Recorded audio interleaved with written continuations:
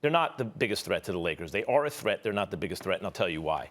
They didn't do anything at the deadline to really make themselves better. You know who did? The Clippers and the Nuggets. And let me tell you something about the Clippers and the Nuggets. I'll start with Denver, and I'm going to go to the Clippers next.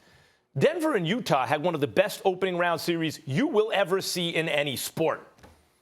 And when we think about Denver right now, we don't really think about Jamal Murray with Donovan Mitchell and, let's say, Devin Booker, right? He's not quite as good as those guys until it matters most. Then he's every bit as good as those guys. Then he's an all-time great. At least he was last year.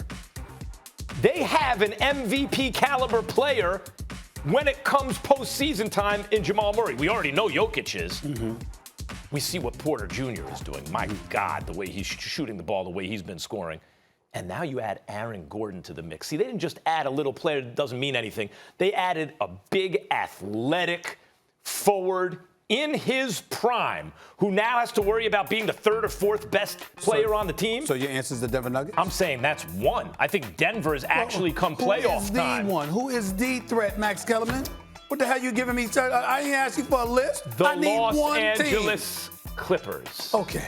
The Los Angeles Clippers are the biggest threat to the Lakers. Because? You made the argument the other day, Rondo. I said it would be a marginal improvement, but that marginal improvement can be profound in the playoffs. Mm-hmm. They went to a Game 7 that they were up 3-1 against the Denver team I just told you about, and it took an historically bad game by Paul George and Kawhi Leonard in order for Denver to squeak by. Now they have the floor general on this team. When you look at how deep the Clippers go, they got 11 dudes, 11, who can really play.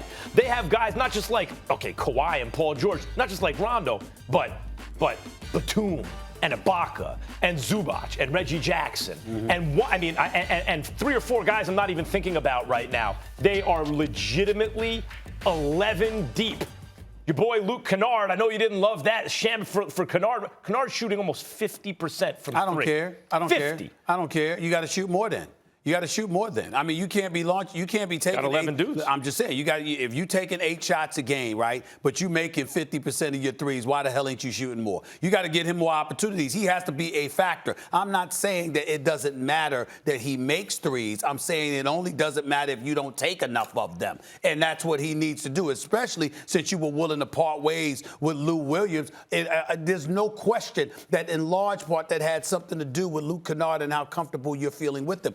Lou Williams, you talk about a perennial 6th man of the year, and you ship him out. It was never the same since Ty Lue became the coach there. Lou Williams' minutes diminished. He didn't seem as aggressive and as involved and as much of a focus offensively for the Clippers. That's because of Luke Kennard. I got to see Luke Kennard jack up some more shots and take over games offensively the way I've seen Lou Williams do in the past before I'm sold on his arrival in Los Angeles with the Clippers. I know that the Clippers were that close to getting by Denver and giving you the confrontation you wanted to see with the Lakers in the conference finals. And I'm still holding it against them. And one of the reasons I believe the Lakers won the championship the first year they come together, because usually super teams, it takes like at least a season, was Rondo. Playoff Rondo is real. So they had 2 guys in the regular season, and in the postseason, they had 3 All-Stars and another floor general to go with LeBron James. That dude's on the Clippers now. Well, you know what a lot of people miss about Rondo, to make your point, to accentuate your point, is this. When they talk about playoff Rondo, people keep thinking, the playoffs arrived, so he steps his game up. It's not that simple. What happens is that it's a best 4 of 7. So now you get to focus on one team. Right. That brilliant savant of a basketball player, Rajon Rondo, if you put him against the same team, best 4 out of 7, he has the ability to figure you out. It's going to get worse and worse for you. It's going to get worse and worse. That's why they say that's really what it is. Playoff time is coach's time. Right. Plays out of time. Who knows all the plays? Rondo knows. He's a coach on the floor. That is exactly what the Clippers were missing. They got shooting. They have size. Yeah. They have every single thing they need. The question is, will Paul George step up? Because Kawhi ain't choking again in the game. But I can point this to you. You remember what you saw from Donovan Mitchell. Oh, yeah. And that brother has arrived. And when you take into account the fact that you have surrounded him with depth, defense, and perimeter shooting, it's a whole lot. Utah. It's all you.